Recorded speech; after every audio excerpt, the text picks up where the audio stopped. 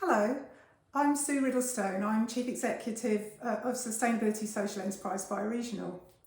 And we've been working for over 25 years to co-create sustainable communities and businesses which enable people to live happy, healthy lives within the natural limits of our planet. And I'm speaking to you here from Bedstead in Surrey, which is a zero carbon community we created 20 years ago where we pioneered some of these approaches. And I'm honoured to have the chance to talk to you for 10 minutes in support of your work to reimagine your future in South West Hertfordshire. And if one thing is certain, the future will have to be zero carbon and restorative of nature, because we depend upon a stable climate and the ecosystem services that nature provides us for our lives to be able to live here on our planet Earth. And that is the conclusion that the public and world leaders are coming to as we come up to the landmark climate conference, the COP26, here in the UK in November. In Paris in 2015, world leaders agreed that we need to go net zero by 2050 and to halve carbon emissions by 2030. And they're coming back to actually show what their plans will be to achieve this. And we can't put it off till 2049, like doing our homework at the last minute. So we need to get on with it. This is the decade of action. And as we think about going net zero, we also need to think about the natural resources that we consume. The ecological footprint that you can see here combines the two, and it shows us that globally we're consuming around 50% more than the planet can sustain or replenish annually. And different countries are consuming at different rates, which means that if everyone lived like we do in the UK, then we'd need 3 planets to support us. Clearly we only have one, and so we need to set up our lives to enable what we call one planet living. In your joint strategic plan, it's essential for you to think, how can you make it easy for residents to live a sustainable lifestyle? And the UN and IPCC scientists have highlighted that household consumption accounts for around 2/3 of global greenhouse gas emissions. And so to stay below 1.5 degrees, which is the goal of the Paris Agreement, we will require reducing carbon emissions per person to around 2 to 2.5 tonnes each by 2030, and an even smaller 0.7 tonnes by 2050. And our children are expecting nothing less of us. As Greta Thunberg says, our house is on fire. And if your house is on fire, you don't sort of sit around, read a book about it, think I'll do it next year. You call the fire brigade and you put the fire out. And all of this is against the backdrop of the changes and the opportunities as we leave the European Union and address the impacts of the pandemic and long-term structural inequalities. But from my point of view, I feel optimistic, because the good news is we absolutely can do this. I've seen through our work over 25 years that we have the solutions, and they can lead to future-proofed economic opportunities and happier residents. And as the COP26 approaches, the government is having to put in place all of the policy frameworks and incentives which are going to back you up. People are really ready for this positive change now. So your partnership to rethink your future in South West Herts could not have come at a more timely moment. So today, I'd like to explore with you how we can enable residents in South West Hertfordshire to live sustainable lives. What do we all need? Where do our impacts arise? And what are some of the key issues that you could think about as you create your plan? So here you can see how our average UK ecological footprint, which includes carbon and resource consumption, breaks down. I'm just going to talk through that with a couple of examples.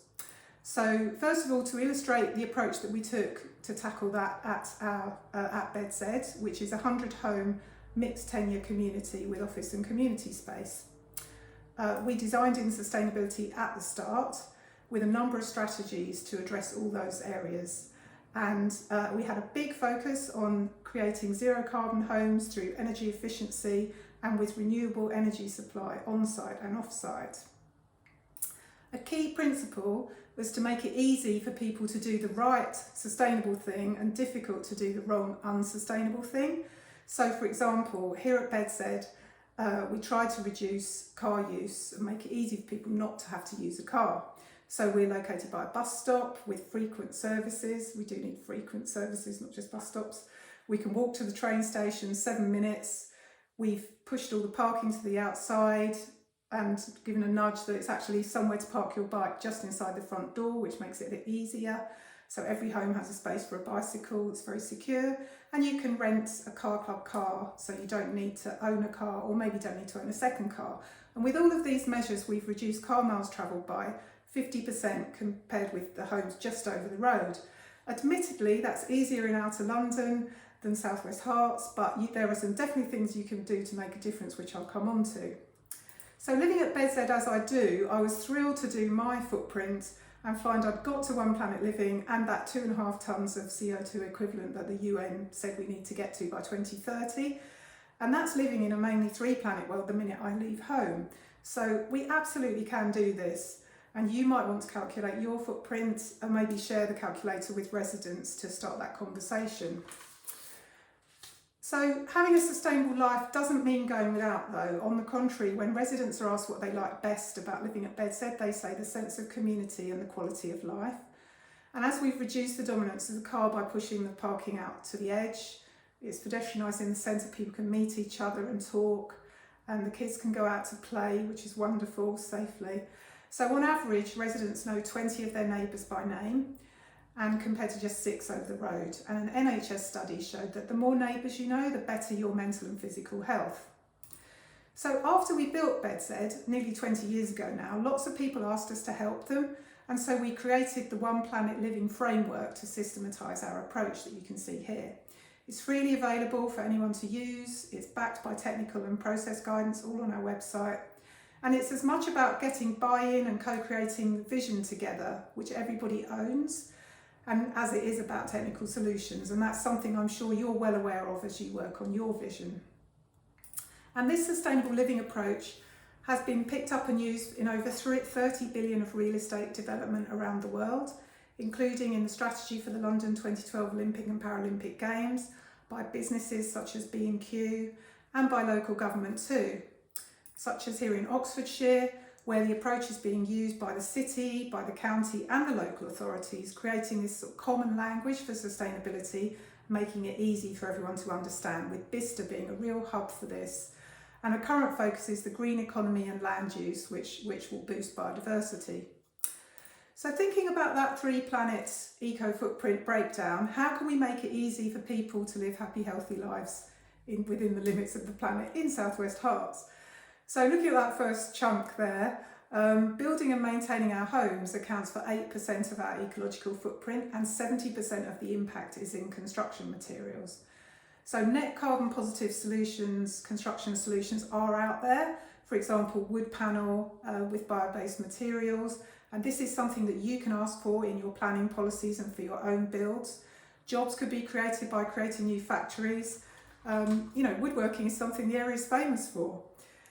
Then thinking about you need to build a significant number of new homes. I understand you have a growing elderly population who, when surveyed, will object to overdevelopment, but at the same time, young people are priced out of the market and leave.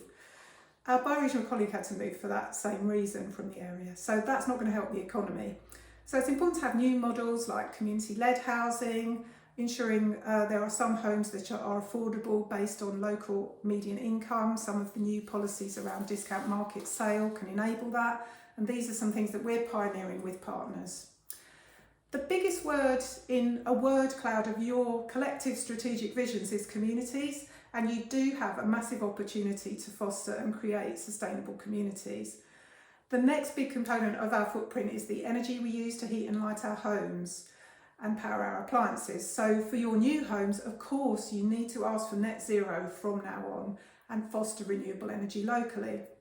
And existing homes need attention. There's a great opportunity to create jobs in the green economy because half our homes are poorly insulated with below band C in energy performance and need to be upgraded, and the government will have to be bringing in policies and programmes to tackle this huge part of our national carbon footprint. Personal transport use is higher in SW Herts, and your transport infrastructure is under considerable pressure. It can't just be about electric vehicles, although that's part of the solution. So for your new homes, it's really important where you locate them to reduce car dependence and integrate them with existing settlements that have the everyday services that people need, like shops, workplaces and schools within a 15-minute walk. Perhaps you could plan a sustainable new settlement between you. That might be better, but as long as you have the infrastructure, and ask Homes England to help you with this. Food, land use and biodiversity opens up another whole load of opportunity in an area with beautiful landscapes within it. So it's brilliant that in South West Hertfordshire you've teamed up to create a joint strategic plan, and I really think you can achieve something special here. I hope that I've given you some encouragement to be bold at this time that needs boldness, and the inspiration that we can really do this. I wish you every success. Thank you.